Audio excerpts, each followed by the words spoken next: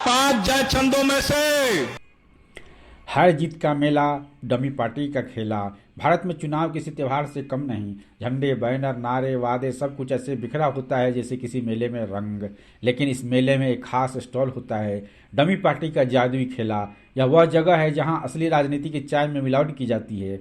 भारतीय लोकतंत्र में चुनाव अब सिर्फ जनमत का उत्सव नहीं रह गया है, बल्कि एक बड़ा राजनीतिक प्रबंधन मेला बन चुका है। यहाँ हार जीत का फैसला सिर्फ जनता के वोट से नहीं, बल्कि रणनीतिक डमी कार्ड से भी तय होता है।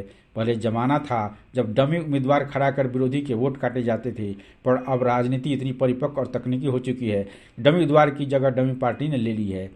डमी पार्टी यानी वह राजनीतिक इकाई जिसका उद्देश्य सत्ता प्राप्त करना नहीं, बल्कि सत्ता का वह समीकरण बिगाड़ना होता है।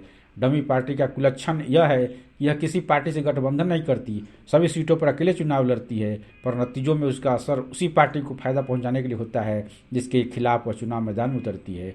उसका असली काम किसी दूसरी मित्र पार्टी के विरोधी वोट काटना होता है। जनता सोचती है कि यह नई ताकत है, पर असल में यह किसी पुरानी पार्टी की छाया सरकार होती है।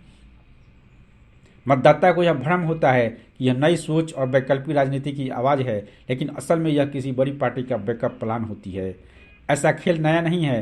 राजनीति के इतिहास में कई उदाहरण मिलते हैं जहां डमी ताकतों ने सत्ता का रास्ता मोड़ा है। शिवसेना के प्रमुख बाल ठाकरे के जीवन पर आधारित फिल्म ठाकरे में इसका एक दिलचस्प उदाहरण दिखाया गया है।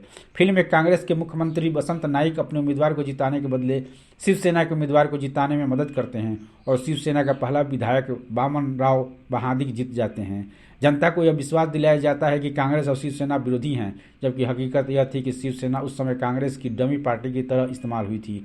नतीजा यह कि जनता को विरोध का भ्रम देकर सहयोग का लाभ उठाया गया।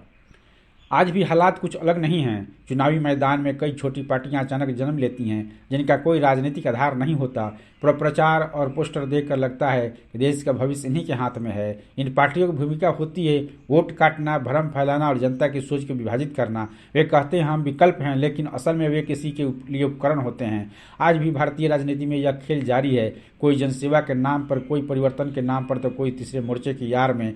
हर चुनाव में कुछ ऐसी पार्टियां होती हैं जिनका मकसद जनता नहीं, गणित होता है, वोट का गणित।